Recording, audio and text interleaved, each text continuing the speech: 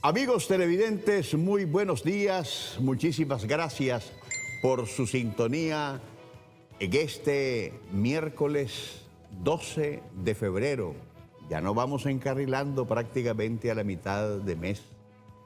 Y así estaremos diciéndole adiós al segundo de este 2020 que va corriendo increíblemente.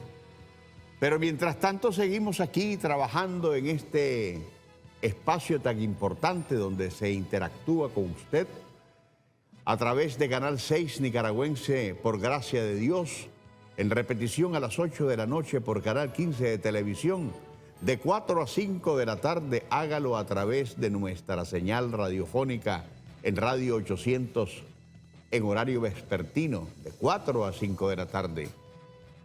Paralelamente y en vivo puede hacerlo en nuestro Facebook Live o en la comodidad cuando usted desee chequearnos, que es lo que dijimos, con quien compartimos, hacerlo también en la plataforma de YouTube de Canal 6 Nicaragua.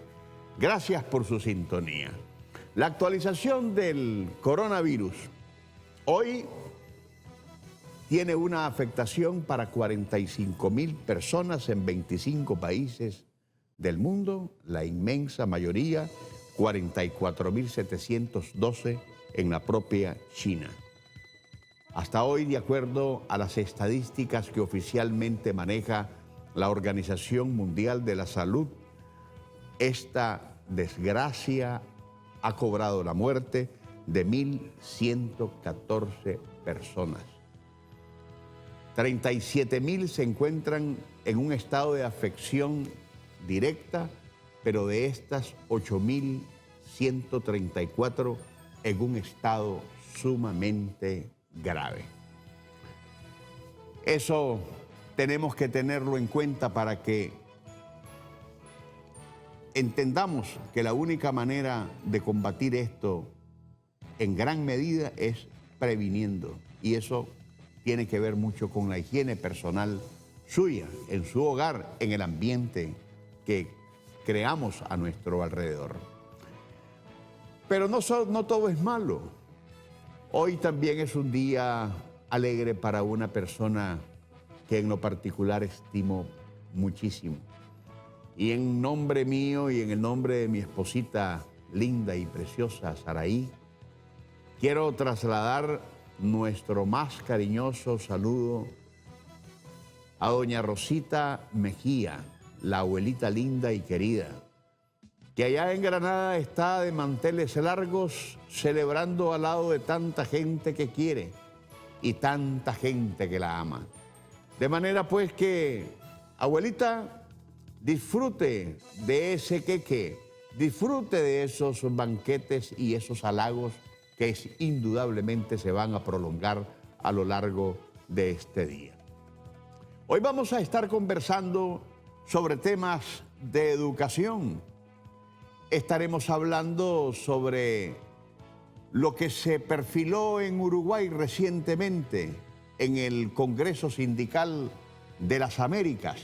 Estaremos hablando con el profesor, con el maestro José Antonio Cepeda, Jazz Quinto, también conocido en las redes sociales, sobre temas importantes, retos que están calados en este 2020 para ser ejecutados de una mejor manera que se hizo en el 2019. Y también estaremos hablando del salario mínimo y estaremos hablando de la hipocresía de algún sector que desmontó el andar que teníamos antes del 18 de abril y ahora dice que, quejándose, que este es el menor porcentaje de aumento salarial en lo que al mínimo refiere que se ha dado en los últimos años.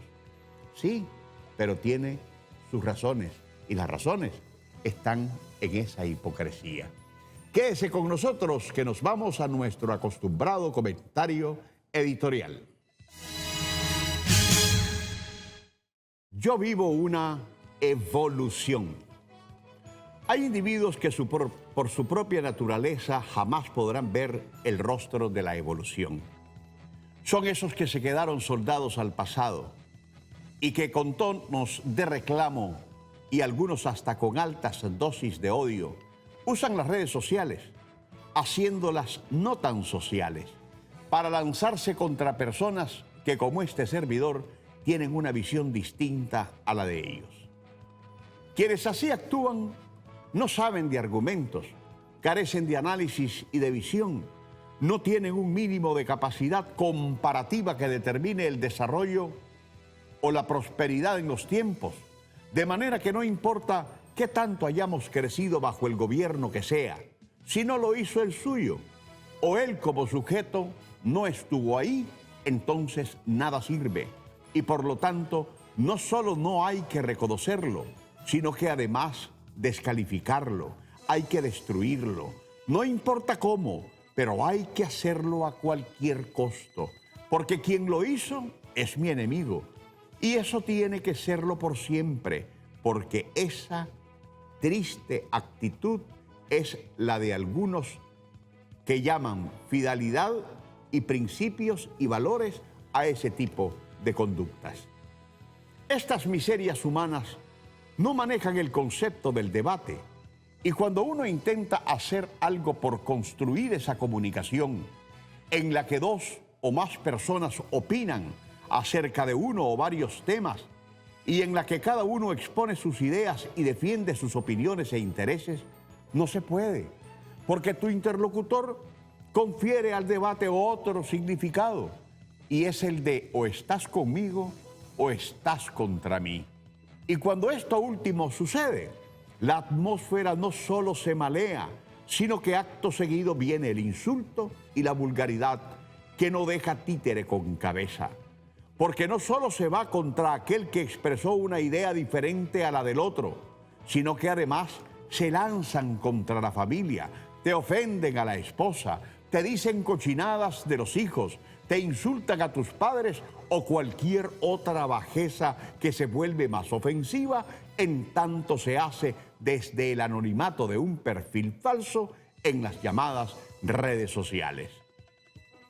Estos desadaptados de los que hablo no solo se quedaron en el pasado, sino que viven un proceso involutivo permanente que jamás se les permitirá entender por qué alguien como yo puede ser parte del presente y futuro transformador de una Nicaragua que, como esta, soñamos grande. Mientras esos que en el proceso involutivo se van disolviendo, achicando, apagándose, reduciendo, desapareciendo y extinguiendo, yo tomo distancia efectivamente para asumir los logros trascendentales que veo y palpo, y lo seguiré haciendo contra los que solo y únicamente saben destruir y descalificar, y que al final eso es lo más fácil y lo más sencillo. El doctor Wilfredo Navarro Moreira, miembro de la Junta Directiva de la Asamblea Nacional y presidente del Movimiento Liberal Constitucionalista Independiente, MLCI, hizo un pormenorizado de los logros del gobierno del presidente Daniel Ortega y de la vicepresidenta Rosario Murillo, que valen para citarlos en toda su amplitud, porque han mejorado sustancialmente las condiciones y calidad de vida del pueblo, como nunca antes en la historia hizo ningún otro gobierno, a pesar de las agresiones del imperio norteamericano y la demencial actitud terrorista de sus sirvientes nacionales, que demencialmente insisten en demoler la prosperidad de un país que, aun querido, no se detiene en el noble propósito de dignificar a sus ciudadanos. A pesar del daño económico y social causado por las acciones del golpe fallido del 2018, hemos logrado una reducción de la pobreza del 42.5% en el año 2009 al 24.9% en el 2017 y la pobreza extrema del 14.6% en el 2009 al 6.9% en el 2017. Avances que han reconocido por la Organización de las Naciones Unidas para la Alimentación y la Agricultura, FAO. Se ha triplicado el presupuesto del combate a la pobreza, de 14.000 a más de 50.000 millones de córdobas. Se ha cuadriplicado el presupuesto para el gasto social de 12.2 a 45.8 mil millones de córdobas. Hemos cuadriplicado el programa de inversión pública nacional 6.9 a más de 24 mil millones de córdobas al 2019. Se han triplicado los presupuestos anuales de educación y salud, pasando en educación de 3.553 millones en el 2007 a más de 14.000 millones en el 2017. Y en salud, pasando de 3.892 millones en el 2007 a 16.022 millones en el 2017. En salud, del 2007 al 2019, el gobierno sandinista ha contribuido construyendo un total de 356 unidades nuevas de salud en todo el territorio nacional, 3 hospitales nacionales, un hospital departamental, 15 hospitales primarios, 19 centros de salud, 210 puestos de salud nuevos, 109 casas maternas. Se construyen en la actualidad 5 hospitales departamentales y 5 hospitales primarios. Se cuenta con un centro de alta tecnología con resonadores magnéticos y tomógrafos, 66 clínicas móviles totalmente equipadas desde mayo, un acelerador lineal para el tratamiento de pacientes con cáncer y equipos para tratamiento de diálisis. En los 144 centros de salud y los 73 hospitales del país se cuenta con laboratorios clínicos, equipos de ultrasonido, 22 laboratorios de patología y hemos obtenido, por ello, reconocimientos de la OPS y la OMS, la Organización Panamericana y la Organización Mundial de la Salud. En educación se ha ampliado la construcción de nuevos centros educativos, la construcción de aulas multigrados, la dotación mobiliaria y de equipos y la reparación y rehabilitación de mejoramiento de los colegios de primaria y secundaria. Se han instalado 522 centros de educación a distancia, 742 colegios de secundaria con aulas digitales móviles. Se incrementó el número de educadores y maestros de 41.000 en el 2007 a 52.000 en el año 2019. Se ha implementado en las escuelas primarias la enseñanza del inglés como segunda lengua y los estudiantes cuentan con acceso gratuito a Internet en 120 escuelas. Y para el 2019, la población estudiantil de primaria, secundaria y de estudios técnicos ya era de 2.3 millones de alumnos. En infraestructura, según el informe del Foro Económico Mundial 2018-2019, nuestro país ocupa el 5º lugar en el ranking de países de mejores carreteras en toda América Latina. En 2006 existían, ¿saben cuánto? 2.050 kilómetros de carreteras pavimentadas, acumulados a lo largo de la historia. A la fecha, se han duplicado a 4.500 kilómetros de carreteras pavimentadas y adoquinadas. Desde el 2007 a esta parte se hizo todo, se duplicó lo que la historia hizo en términos de carretera. En 2007, solamente el 54% de las familias nicaragüenses poseían energía eléctrica. Al cierre del 2019 alcanzamos una cobertura nacional del 97%. La matriz energética en el 2007 generaba 440 megawatts, con el 75% de combustible fósil y el 25% de energía renovable. ¿Saben qué?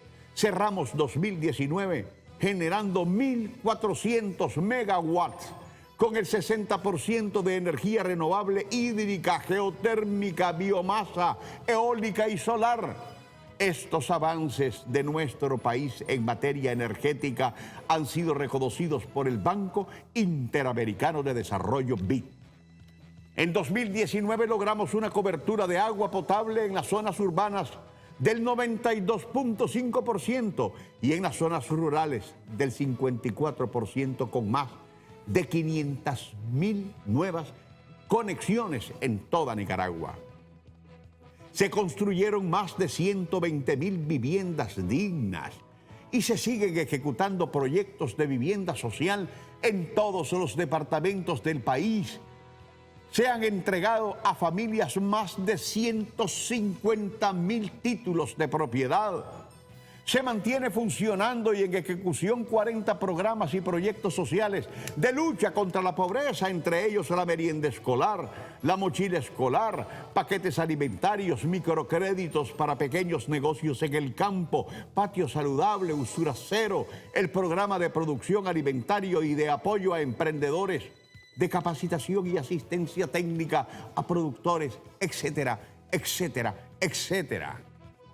En calidad de género y participación política hemos avanzado a nivel mundial. En el año 2007 nos encontrábamos, ¿saben dónde? En la posición número 90 y cerramos en el 2019 en la posición número 5.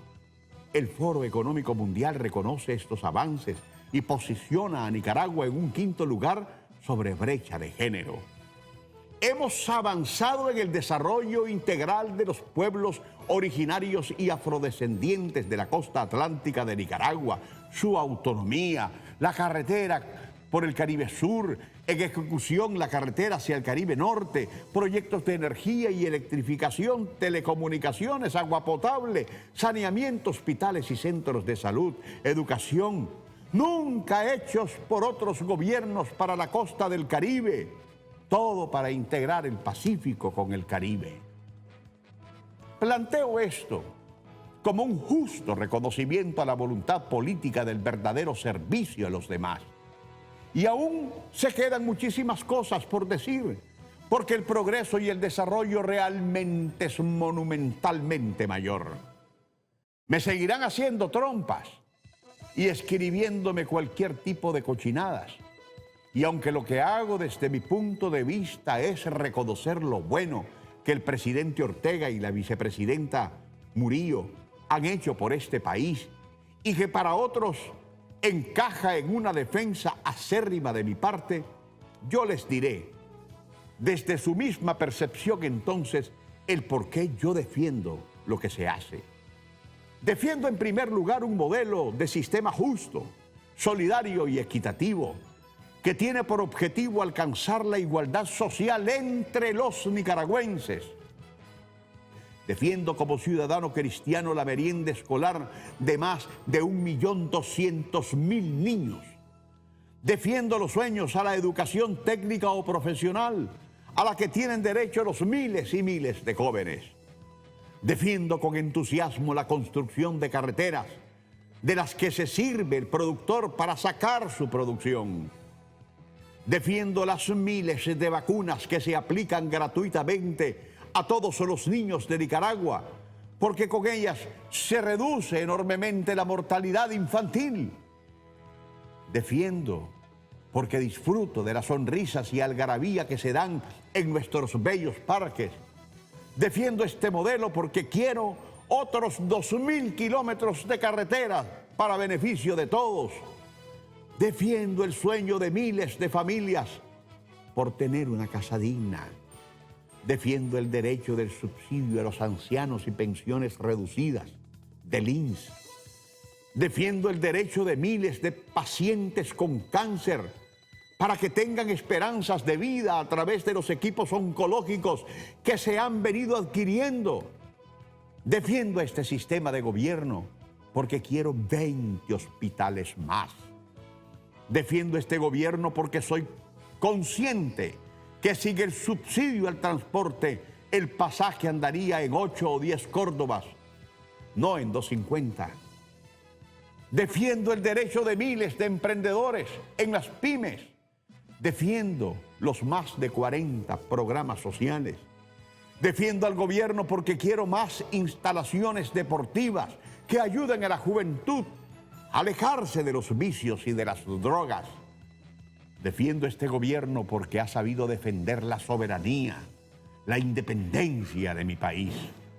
defiendo esta propuesta, la que siempre quise para mi país, porque no se me olvida que mi madre fue campesina y que parte de mi origen entonces es campesino.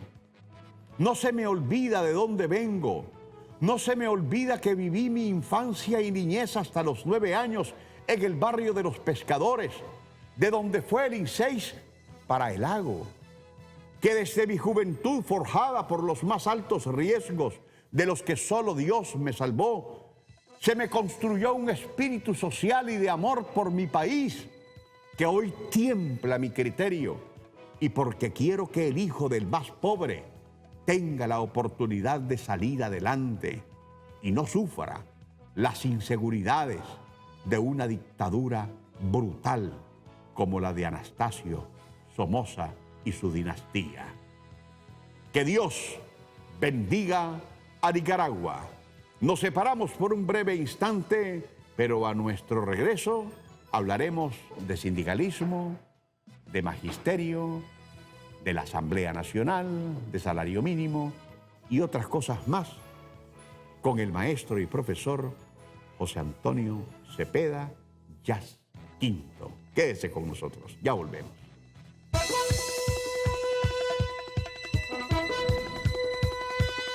Gracias, amigos televidentes de Detalles del Momento. Nos acompaña hoy el maestro, el profesor, diputado ante la Asamblea Nacional, secretario general de Anden, que es un referente magisterial del país en todo el territorio nacional, para hablar de temas que son puntuales, pero antes de la bienvenida, felicitarlo por esos enormes filetes que usted me estaba haciendo agua a la boca desde largo. Yo compartí con vos siempre en la mesa. Por foto, en sentimiento, usted estaba... Y sabiendo de que estaba con mi hermano... Pero lo que usted no sabía, que lo que se estaba comiendo allá en Uruguay, lo producimos aquí y lo mandamos allá.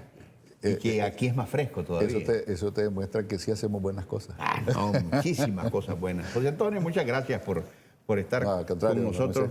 Ese viaje que hiciste a Uruguay, el Congreso Sindical de las Américas. Sí, era una reunión de todos los dirigentes de América, inclusive de Canadá, Estados Unidos, todo lo que es el Caribe, el sur, Centroamérica, discutiendo y poniéndonos de acuerdo alrededor del próximo Congreso que va a elegir las autoridades que van a regir en todas las Américas, que va a ser en Panamá en el mes de abril. Entonces, en debate, discusión, también discutiendo la situación de la región, era un análisis desde la óptica del movimiento sindical. Tuvimos encuentros con miembros del gobierno todavía del Uruguay, del Frente Amplio, debatiendo, conversando y hablando desde la perspectiva de los trabajadores, qué son las consecuencias de estas decisiones que toman estos gobiernos de ultraderecha. Yo precisamente cuando me comuniqué y me dijiste que estabas en Uruguay participando en ese congreso, me interesé en traerte al programa por una simple razón. Hay una corriente de neoliberalismo que es antagónica totalmente con el sindicalismo. Exactamente. Una posición de visión política de derecha que es durísima contra el sindicalismo. Pero al mismo tiempo eso, dentro de los efectos negativos, ¿no? Eso ha llevado también a que el movimiento sindical pueda mantener un esfuerzo de unidad, sea en Brasil, o sea en Argentina, o sea en Chile. Eso nos ha permitido porque obviamente vos como clase te das cuenta, ¿verdad?, qué es lo que está sucediendo. Entonces, aunque vos reivindicás algunas decisiones, te das cuenta que va más allá de la reivindicación, que ya no solamente es la lucha de los trabajadores por el empleo, por el salario, por el convenio, va más allá, ya es un tema más social, porque tiene que ver, obviamente, con políticas que te van desangrando, ya como país, pues, como pueblo, como nación. Y desde esa perspectiva es que se ha venido desarrollando el esfuerzo de que le llamamos movimiento sindical sociopolítico. O sea, ya no solamente es la perspectiva del trabajador reivindicando sus intereses, ¿verdad?, como trabajador, sino más allá. Asumir una posición frente a tus agresores. Exactamente. ¿Ves? En algunos lugares hasta se encabezan los movimientos, como el caso de Chile, el movimiento, ¿verdad?, fuerte lo encabezan dentro de la unidad, dentro del esfuerzo. En Colombia, por ejemplo, ¿verdad?, que ahí viven matando a diario a dirigentes sociales. Diario matan a uno. Macri en Argentina pretendió en 4 años desmontar todo el movimiento social. Exactamente. En Chile, vos ves los compañeros, cuando nos encontramos, conversamos, obviamente te das cuenta de la barbaridad, que es la misma receta en todos los lugares, ¿verdad? despido, represión, ¿verdad? Persecución, ¿verdad?, de los movimientos sindicales. Entonces ahí nos aprovechamos, desde la perspectiva de Nicaragua, de presentar nuestras situaciones, cómo vamos avanzado, y creo que eso ha permitido también hacer un giro de la visión que tenían anteriormente, porque como tú señalabas, las redes sociales bombardearon de las barbaridades y estas cosas. Entonces, cuando vos conversás con ellos y les planteás y les decís cómo es que estamos y cómo vamos avanzando y cómo hemos restituido la paz, entonces van viendo pues el esfuerzo que hacemos con un gobierno que realmente tiene una perspectiva social, que tiene una perspectiva, ¿verdad?, de reconocerle a los trabajadores y a todos los sectores, ¿verdad?, su espacio correspondiente. Lo último, nos advirtieron los compañeros de El Salvador lo que iba a suceder, porque obviamente todas las perspectivas que se habían planteado era lo que pasó.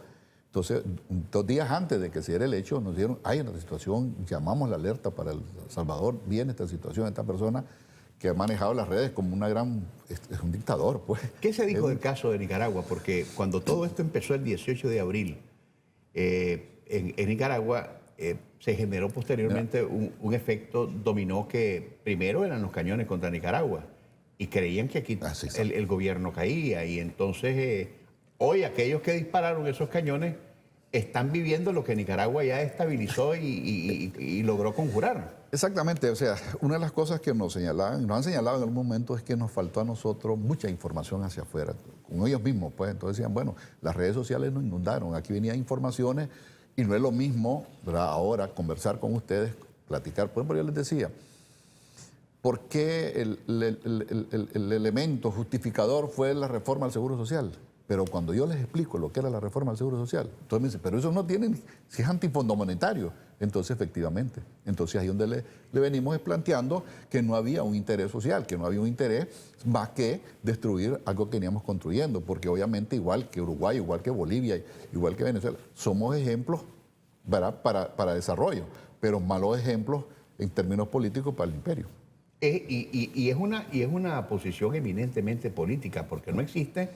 Es decir, al trabajador no lo vas a conquistar diciéndole que elecciones, que derechos humanos, no, lo vas a conquistar con educación, con salud, con estabilidad, con empleo. Es ahí donde, cuando conversar con los compañeros, cuando vos le decís, pero alguien le decía, ¿ustedes en un paraíso? No, vivimos en la tierra, le decía yo. No, porque la realidad es que cuando hablabas vos y seguís conversando y planteás la mesa de negociaciones, las aperturas que había para igual el tripartismo que estábamos desarrollando, el esfuerzo que hacíamos para ceder y negociar y llegar a acuerdos, el reconocimiento que le hace el mismo Frente Sandinista a los sectores. Vos ves la Asamblea Nacional, mirás que ahí están representados todos los sectores, sindicatos, comerciantes, productores. O sea, toda esta ejemplos que les planteamos y les decimos, pues obviamente... En la bancada del frente. En la bancada del frente. Del otro lado solamente políticos, altos gurús.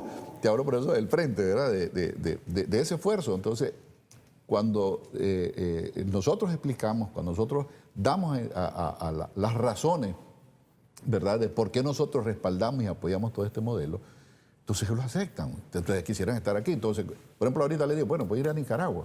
¿Por qué? Porque Nicaragua voy a llegar y no tengo ningún problema. Aquí vienen llegan los empresarios de Guatemala, El Salvador, y andan en la calle sin ningún guardaespaldas y sin ningún temor. Y lo reconocen estos empresarios. Entonces, ¿por qué se da la situación? Porque hay un interés de los Estados Unidos, ¿verdad?, que yo creo que lo que ha hecho Trump es, hombre, mi patio trasero lo estaba descuidando. Entonces vienen a querer imponer las cosas, y como ahora quieren usar otros mecanismos para no usar la fuerza bruta, utilizan a estos peleles, pues como decía Sandino, utilizan a estos vendepatria, a estos que se autoproclaman. Fíjate que eso es otra cosa. Ya viste, en Bolivia... Eso es ¿y para qué la democracia sirve? Entonces ahí es donde decir, bueno, ¿para qué las votaciones? ¿Para qué tal cosa? Si el presidente lo ponen en Washington. Entonces, y aquí quisieran votar al presidente Ortega con un golpe de Estado. Exactamente. Y el mecanismo no es electoral. Entonces, a pesar de que hicimos elecciones, a pesar de que la población se pronunció a través del voto, lo mismo pasa en otros lugares. Pues el Macri, en el caso de Argentina, prometió muchas cosas y al final hizo todo lo contrario. La guerra contra Venezuela ha sido abiertamente, ¿verdad?, sin ningún ¿verdad?, resquicio de decir claramente que no quiero tener este presidente, pues, y autoproclaman a otro. Entonces creo que cuando los trabajadores miramos estas situaciones, cuando lo discutimos, eso es lo que nos permite identificar esa posición de clase. Y te das cuenta que hay posiciones que son irreconciliables, ¿verdad?, entre el desarrollo, obviamente, que vos como trabajador querés, que producís, ¿verdad?, que generás la riqueza, que luego es acaparada, y que no hay una distribución equitativa en la sociedad, es lo que nos ha llevado a decir, oye, ya no es la reivindicación a ultranza, ya no es solamente la pelea por el salario, ya no es solo la pelea por el convenio colectivo, ya no solo es la pelea por estar bien, sino que aquí hay temas sociales que me están afectando también. Y de la posición que llevaste en nombre de Nicaragua al Congreso Sindical de las Américas, ¿qué recoge ese Congreso del planteamiento nicaragüense? No, mira, hay una cosa muy interesante que se presentó. La delegación, los compañeros dirigentes que se llama AFL-CIO, que es de los Estados Unidos, reconocieron, ¿verdad?, cosas que no lo habían hecho en otras reuniones, reconocieron que efectivamente con el discurso que dio Trump, ¿cómo le llaman? El informe que le hizo la Nación. El Estado de la Nación.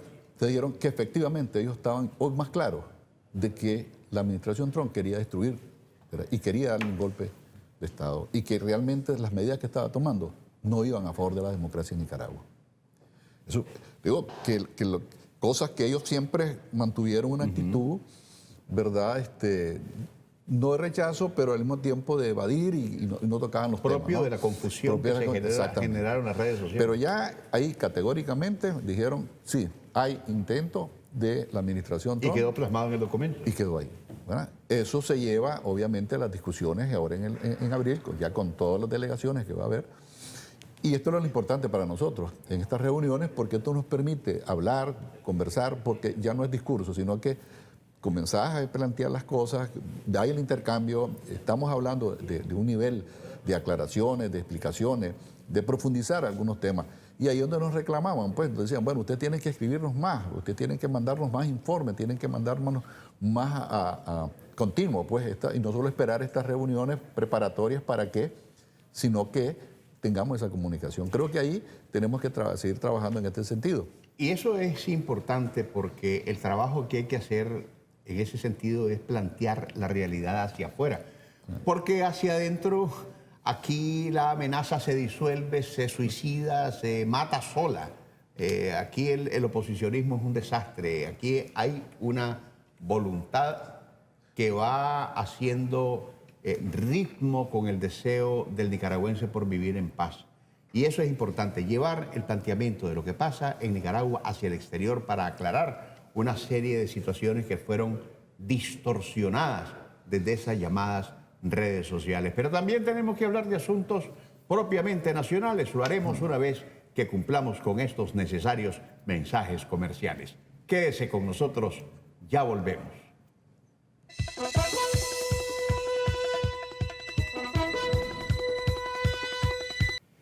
En los próximos 10 minutos tenemos que abordar una serie de temas, José Antonio. Pero poniendo en primer lugar, estamos arrancando en este 2020 el ciclo lectivo y ya están en clases, ya volvimos a clases.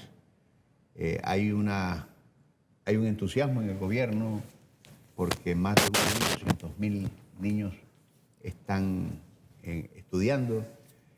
Pero eso implica retos también para el magisterio. Es decir, la educación es totalmente integral y es pieza vital del maestro, la capacitación que tenga. Efectivamente, la tecnología, los avances, te permiten utilizar esas herramientas para mejorar los aprendizajes. Pero el papel del educador en la conducción, en el análisis, en la relación humana que debe haber, en la comunicación permanente, ese es muy fundamental. Y es ahí que nosotros hemos insistido con los educadores, que nosotros tenemos que hacer una clase dinámica, creativa, motivadora, que incentive a los aprendizajes. Porque a partir de un principio, la enseñanza es obligatoria. Yo estoy obligado a enseñar como maestro, pero el aprendizaje es voluntario. Entonces yo no puedo obligar a alguien a aprender si no quiere. Entonces yo tengo que motivarlo, tengo que necesitas métodos pedagógicos. Exactamente. Entonces ahí es donde estamos trabajando ahora. el esfuerzo de ir especializando a los educadores, y dándoles mejores metodologías, y dándoles herramientas, en este caso de manejo técnico, para que se utilicen para mejorar esos aprendizajes. Porque no puedes depender, ¿verdad? Ya señalamos, el tema, hay que saber usar las redes sociales, porque nacieron para comunicar a las personas, ahora son para destruir más bien a las personas. Entonces, tenemos que ser responsables. Entonces, ¿en dónde centramos entonces el esfuerzo? En construir a una persona integral, a un muchacho, una muchacha integral, con valores, con conocimientos, con práctica y obviamente con solidaridad.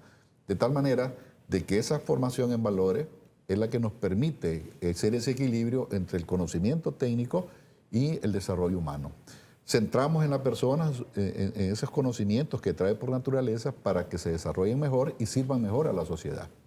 Entonces, al final, el educador se convierte en ese referente. Entonces, tenemos que ser ejemplos, tenemos que ser prácticos. Yo, por ejemplo, si voy a decir a los muchachos, hay que ser puntual, como un valor. Y si yo llego tarde a hacer mi clase, ¿qué ejemplo estoy dando? Ninguno, es un antiejemplo. Entonces, eso es lo que tenemos que trabajar.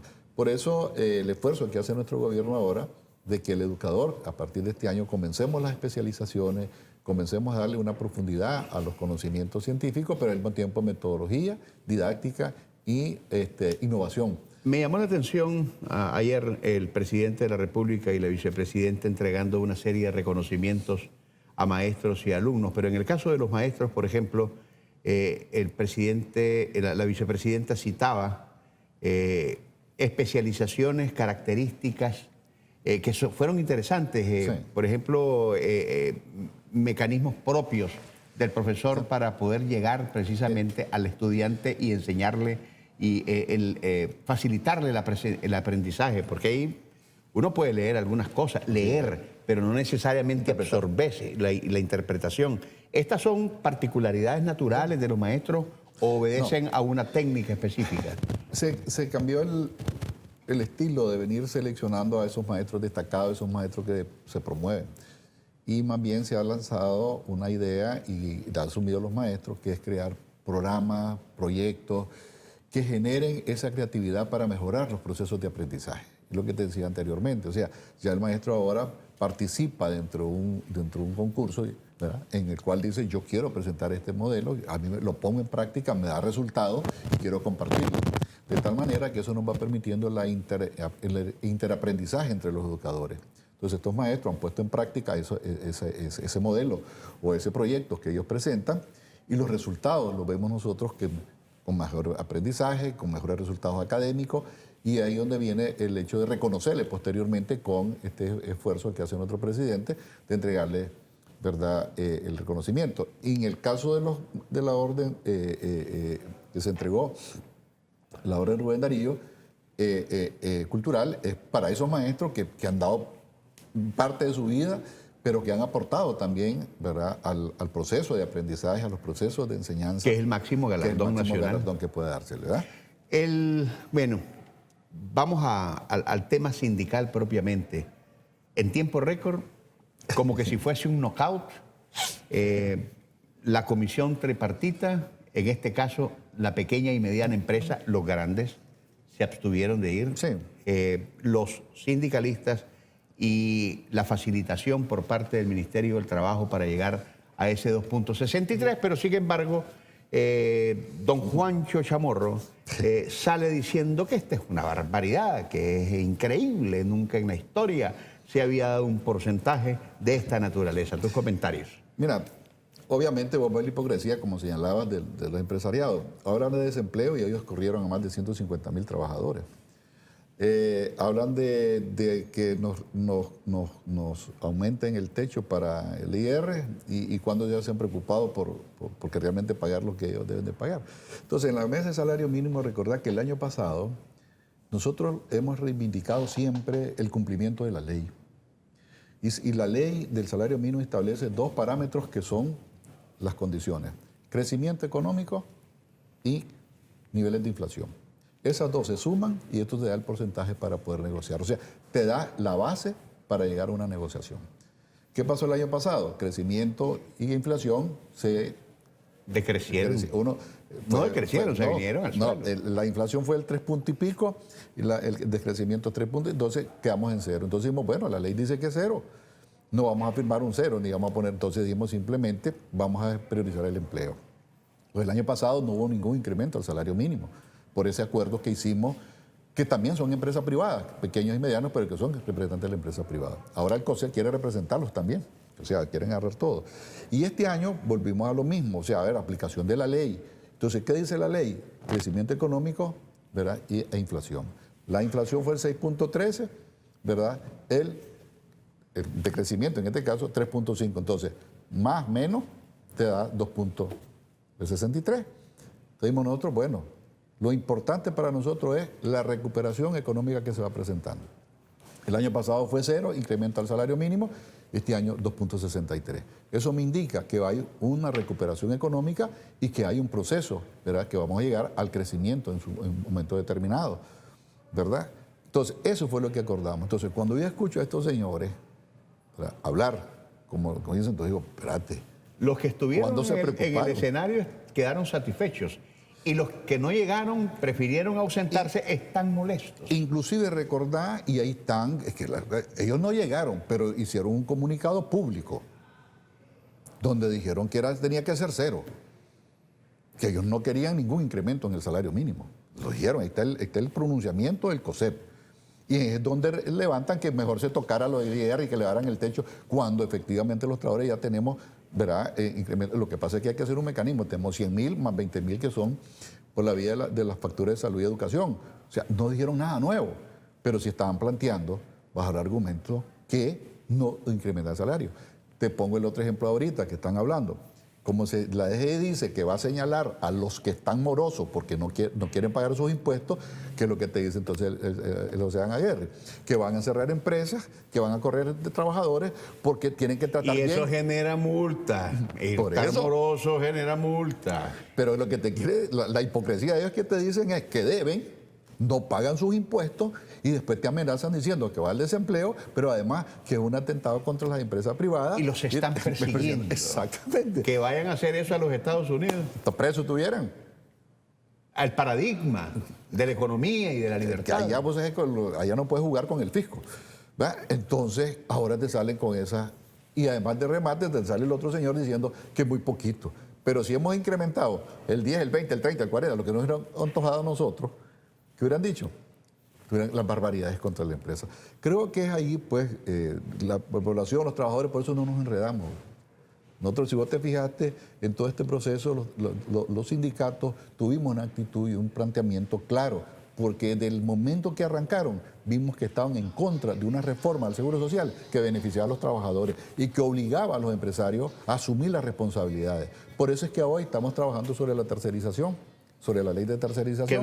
Que viene. ¿Por qué? Porque ellos han evadido esas responsabilidades que tienen. Y así como salen diciendo ahora que no pagan los impuestos, pero que ahora van a atentar y que no quieren pagar y que hay que tratarlos bien para que sigan ganando sus utilidades, creo que el trabajador no tiene por qué estar asumiendo los costos. Y es un mecanismo deshumanizado totalmente.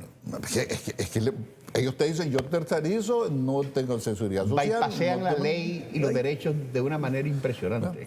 Entonces, ¿qué nos queda? Dar herramientas que nos permitan a los trabajadores defendernos ante esta voracidad de los empresarios. Yo creo que ellos perdieron una oportunidad, y tú lo sabes, Moisés, la oportunidad que brindó nuestro gobierno, que brindamos los trabajadores, porque muchas concesiones se las dimos para buscar siempre ese tripartismo. Y siempre había esa posición de ellos, de la gran empresa, no así los pequeños y medianos, que siempre, inclusive en las propuestas que se hacían en la mesa de salario mínimo, siempre los pequeños y medianos proponían más que los mismos empresarios grandes. Usaron el concepto de las exoneraciones y las exenciones de una manera criminalmente delictiva. Y hay un ámbito de temas ahí sobre los cuales tocar, que por donde se aprieten, sale pus. José Antonio, te agradezco inmensamente que hayas estado con nosotros. Vamos a estar hablando en otros programas posiblemente sobre el asunto de la tercerización, porque ese es un tema que va a estar interesante. Y usted, amigo televidente, que está siempre con nosotros, hasta mañana, si Dios así nos lo permite.